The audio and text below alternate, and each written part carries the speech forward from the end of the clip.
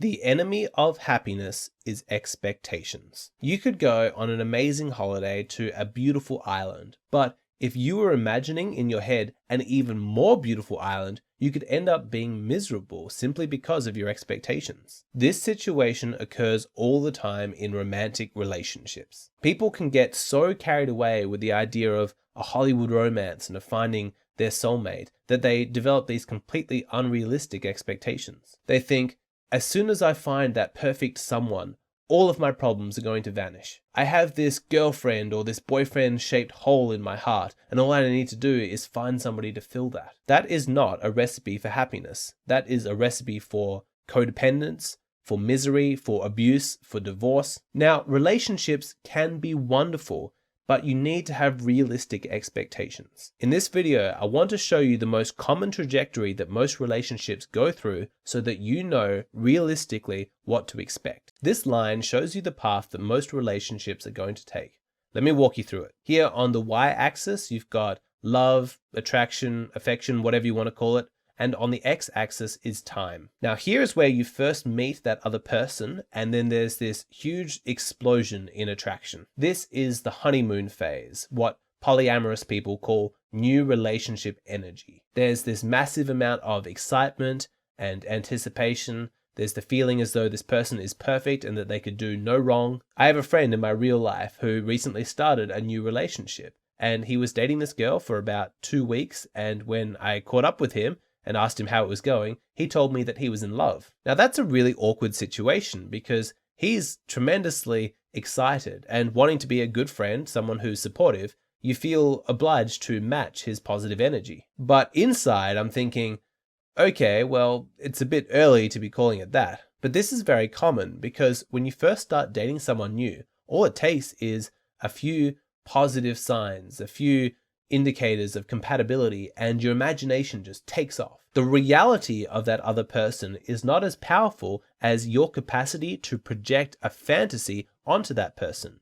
And who's not going to fall head over heels in love with a fantasy? So there's this huge rush of excitement as you pretend to yourself that all of your dreams have come true and that fate has delivered to you your perfect soulmate. You spend every day together, hours and hours. The conversation is good. The sex is passionate. There's really no way of saying how long exactly this is going to last because it really depends on each person's capacity for denial and how committed they are to the fantasy. Some couples are able to stay in the honeymoon phase for years, and it seems to them as though it's going to last forever. Of course it doesn't, because fantasy and reality cannot coexist. And so what happens when the two of them come into conflict? Slowly you begin to realize that the person that you have been spending all your time with is different from the person you imagine them to be inside your head. They've got quirks, they've got personality flaws, they've got habits and opinions that just don't sync up with that fantasy that you had. So you enter into this phase of the relationship, the crashing back to earth, back to reality. The passion and enthusiasm that the two of you are experiencing begins to get replaced with fights and arguments. The most common cause is a frustration born out of the fact that that other person is not living up to your expectations. And so you get scared, you get upset, and you punish the other person for not being who you want them to be. And so at this stage, you face an important decision. Do you bail out or do you push ahead? Some people are so addicted to the rush and excitement of the honeymoon phase that they will never push deeper than that. They meet someone, they enjoy the high of that new relationship until that person is no longer able to give them that high. Then they simply break up with that person and move on to someone else. They don't recognize that the reason that the relationship failed is because of their own limitations, their own inability to commit. They'll blame the other person for letting them down, for changing, or whatever they think. They don't have the emotional maturity to deal with the reality of another person. They're only interested in a fantasy. In fact, it's very important for you to ask a woman that you're potentially interested in about her previous relationships. If she recounts a history that's something along the lines of, I was with him for 6 months, I was with him for 3 months, that other guy for 3 months, then you should be extremely concerned because her relationship history seems to indicate that she's not emotionally mature enough to deal with the reality of people. She's only interested in that fantasy, and maybe that's what she's experiencing with you. You know, things might be fantastic right now and you think, oh, this is amazing, but based on history, it's not likely to last. So back to our chart, you see at the end of the honeymoon phase, things are likely to get worse before they get better. That's inevitable. That's not necessarily a problem. In fact, it's to be expected. After all, you are an individual with your own habits and preferences, and so is she. The two of you have been living completely independent lives, but now you're trying to come together. Because the two of you are not the same person, every disagreement, every difference of opinion is going to cause friction. You're going to rub up against each other and create tension. At times, you'll be very tempted to bail out. This is too hard, it's too much work, too much effort. Often for couples, it will require the borrowing of the positive emotional energy that was created in that upswing, in that honeymoon phase, in order to find the strength to get through this more difficult period. When things are getting hard and you're tempted to walk away from the relationship, you'll need to borrow from the positive memories of how it used to be in order to get through that. But eventually, you start to work things out and understand where the other person is coming from. And then at that point, you no longer really view the differences as problems, but as something that complements you. The differences give your relationship more depth. And it's not a disadvantage, it's a bonus. Yes, we happen to be different, but if we're smart about this, those differences can be complementary rather than in competition with each other. After all, a good relationship requires masculinity and femininity. In order for children to be raised in a healthy way, it's good for them to be exposed to elements of the masculine and feminine. These are complementary differences. And so in a healthy relationship with high quality people, you now enter into the last stage of the relationship. This is not falling in love. This is growing in love. This is pair bonding, and it's a slow process. Every day you learn more about the other person. You learn better how to communicate and how to resolve conflict. There's a buildup of shared experiences, shared emotions, shared memories. It doesn't have the same clinging desperation as the honeymoon phase, because really only a fantasy can generate that kind of passion. It's a slow burn, but ultimately it's a lot more satisfying as every day gets better and better. That's how it should look, and that's my hope for everybody who watches my channel. You find some amazing high quality woman, you really understand and appreciate each other, and you create a life together. Unfortunately, that's very rare, and most relationships actually look like this. The problem is that most couples never actually do the hard work of adequately resolving their disagreements. They don't talk through their issues, they just ignore them and sweep them under the rug. In order to do this part properly, you both need to be high quality individuals, intelligent, empathetic, self-aware. But most people, men and women, are low quality. Most of the population sucks. They don't have the capacity for a healthy, functional relationship because they're not high quality enough. A good relationship is an experience that you need to be worthy of, and most people aren't. My apologies if this seems unnecessarily pessimistic, but that's my read on reality. As I see it, most people are very limited. But that's all the more reason that if you want to be one of those lucky few men who actually secures a high quality woman into a long-term relationship, you can't afford to be slacking.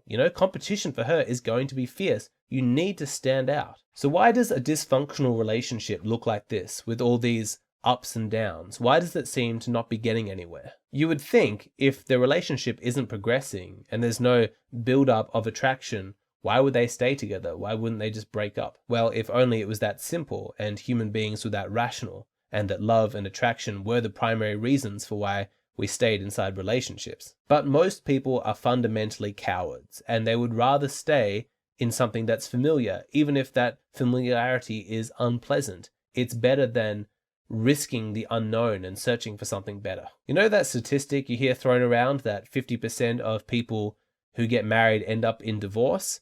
And so some people think, okay, so 50% of marriages are doing well, they're good. I mean, are you kidding me? As if. It's not like everybody who remains married has a functional relationship. Often the relationship is awful, it's abusive, it's dysfunctional, but both people are too cowardly to actually throw away something that's familiar and have the courage to re-enter the dating market. The truth is that some people are bonded by their dysfunction.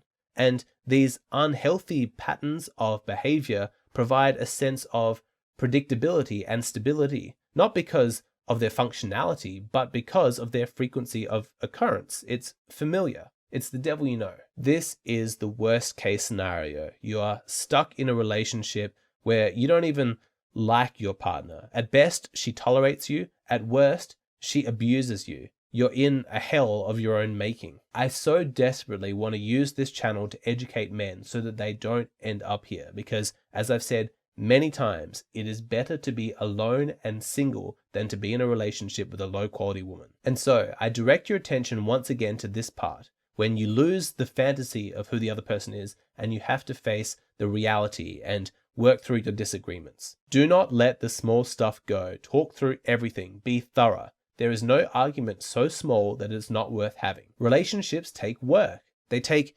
intelligence and empathy. The good things in life don't come easy. You have to work for them. So be realistic in your expectations. That honeymoon phase, as enjoyable as it is, it's going to fade.